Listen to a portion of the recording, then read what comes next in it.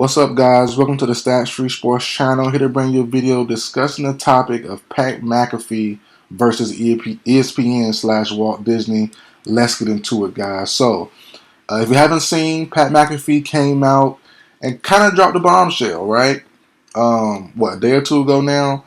Today's Saturday, the days of the Ravens versus Steelers game. What's today's date? The 6th, I think. I think a day or two ago. Yeah. So Pat McAfee came out and said an ESPN executive no one knows of, and no one knows most executives for most businesses anyways, but Norby Williamson. He called him a quote-unquote rat and said he's trying to quote-unquote sabotage his show. So he's alleging that ESPN executive Norby Williamson went to, I just had the name, Andrew Marchand, of the Post, and he leaked out something only Norby Williamson knew, which was the supposed negative ratings of the Pat McAfee show since joining ESPN not too long ago. Now, Pat McAfee said the numbers that came out via Andrew were not correct, but the only person who had the numbers anyways, and whether they're right or not, right or wrong, the only person that had the numbers regardless is Norby Williamson. So he's the only one that could leak out this information, whether it's right or wrong, whether the numbers are higher or lower, or it's completely accurate. The only one who had the numbers is Norby Williamson, right? And this really isn't a Norby Williamson versus Pat McAfee thing to me. This is an ESPN, this is a Walt Disney of the past, of the present, and in the future versus Pat McAfee, and where he could take the company and how his company was actually built. So before I get into that, right, I'm going to talk about my history with Pat McAfee and the show, right? Pat McAfee, you all know as a player, at least me. I'm a football fan. I watched him as a player, as a punter for the Colts, entertaining guy at press conferences, jovial, funny, all that good stuff, Pro Bowler punter. Now, he went to the space of his own show, the Pat McAfee show, a couple years ago. Didn't watch it until last year, prior to joining ESPN. I went back and saw other stuff in the archives. I enjoyed it, funny. I watched the live show from time to time last year, but when he signed with ESPN, my first thought was, why? It didn't make sense to me. He was making so much money, all this other stuff, Eric's freedom, and it's all about freedom to me. Forget the money. The money is cool, but the freedom is the main thing. I'm saying, why he give up freedom to go work for Disney, to go work for ESPN? But we know, from what I've read and what he said himself, he had his kid, got married, the kid, more time, less pressure off his plate to do certain things. Because when you're independent, you have to do everything yourself. And that takes time, manpower, and energy he didn't want to spend anymore. So that's fine. So he went to ESPN. He had a prior deal with a betting service. He left that, ended that early, and went to ESPN. And immediately, I saw other social media or other fans on social media say that's not a good move. They're going to cut ties soon. Blah blah blah. And now, not even I want to say 6 months into the relationship, ESPN is now potentially allegedly the Pat McAfee. At least one person is turning on him and his squad. Now, the reason why I say past, present, and future of Disney and ESPN, right? The time when Pat McAfee got hired, there was around the time of the most recent ESPN cuts of very big names. Now, like I said before, we don't know Norby Williamson. We don't know. We could see him we could walk past him right now and wouldn't know who he is. I'm sure he makes a lot of money, nice crib, nice car, nice family. Cool. But we won't know who he is. But I guarantee you, the men and women with the big salaries who's gotten cut a few months ago to the past years, they know who he is. They know him. They build relationships with him, all that good stuff. So if he is actually, putting out and leaking negative info about Pat McAfee's show, it's probably not just for him. It's probably for the company as a whole, and probably for his past friends and the future of the company, because you can't. This is all speculation, right? We have no proof to this about nothing that's going on. Even what Pat said himself, he said he's not 100% sure, but he's most likely, that he came public with it, so he's probably leaning towards that, probably 95%, not 100, right? But just complete speculation. But just being honest, if you hire Pat McAfee for someone who's independently grown, who's independently a giant on his own, who don't need ESPN or nobody else to run his show, you bring him in and you bring in his crew of what, 5, 10, maybe 15 people max. You bring those guys in, right?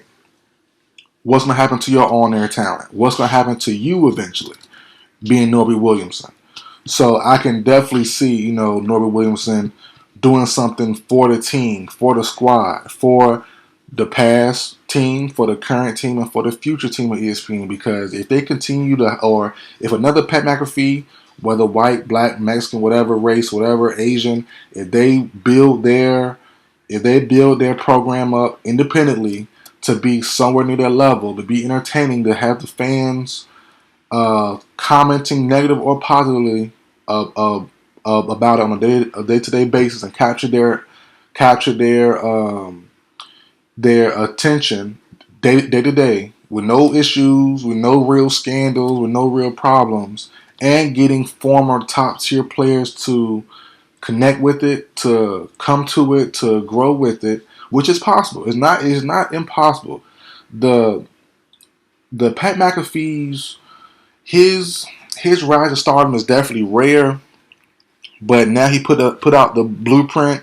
Other players could do the same thing, and it's definitely possible. It hasn't happened yet. It's not even close. I don't see no one else close right now. But if it does happen, ESPN will put, and other companies as well, will continue to cut more people and bring on that staff. That staff of, like I said, 5, 10, 15, 20. And they won't worry about the new up and coming analysts, new up and coming sports anchor to come and work for them. And they could end up trickling up to the executives, to some of the people we don't know behind the scenes. So when Pat went to ESPN, like I said earlier, a lot of people like me didn't get it. I didn't get the point. I understand the time, all that stuff, the efforts, but freedom is what matters. And I think Pat McAfee, whether this get resolved or not publicly, the chances of him returning to ESPN after this deal is done is highly unlikely. He's going to go back to doing it himself anyway. I think Pat and the team probably knows that by now. So it's like, what was the point of even going in the first place? Just a couple years of less wear and tear on you, or was it just a mistake you would change in hindsight? We're not quite sure. He can't even talk. Excuse me. He would have to say that for himself. But as far as his fit with ESPN goes, as far as his whole show, I never liked it. His guest appearance, or not guest, but his appearances on college football, all that stuff, game day, that's great. His showings on WrestleMania, on wrestling, WWE, stuff like that, I love it. That's great. But and that's why I like, and that's kind of a tangent, but they put this on Shannon Sharp. When Shannon Sharp came to ESPN, everybody knew it was coming. I also was under the impression his show, Club Shay Shay, was coming to ESPN. Thank goodness for Shannon Sharp's sake, who just had that crazy Cat Williams interview. And looking at the video right now, Cat Williams' interview with Shannon Sharp did over 20 million views. That's not under his platform. And you see what Cat Williams talked about, that that might have been edited heavily, it might have been cut out, it might have just been canceled altogether under ESPN's broadcast. We're not quite sure. But thankfully he's not with them. He's an independent guy, so he can do what he wants. And he gets to pocket a lot of that money.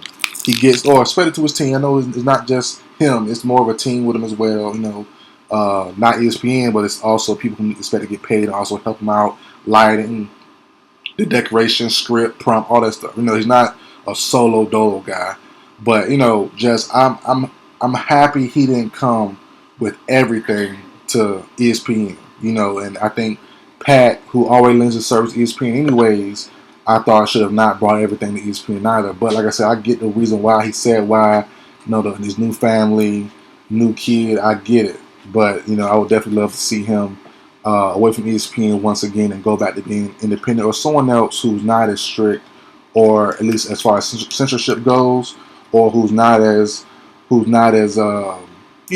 strong in what their beliefs are. Who or at least more loosely, or give him more control. I should say. Because he had full, and it's not really a big difference in the show he has now, with as far as censorship goes. But it's definitely not the same exact show. It's close, but it's not the same. It doesn't give you the same feel. He can't curse as much, so I think that can play a big part too, because as fans we want unfilteredness. We want someone who's old, and he's been doing that. It's not like he's not, but it's just a different level. We want to hear the cursor makes it a different level, and it sounds funny, it sounds stupid, but it really does. And we want to hear everything unfiltered, uncut, and he definitely gave you that fully 100% prior to ESPN. But that's it for the video, guys. Like, share, comment, subscribe. I'll see you guys next time.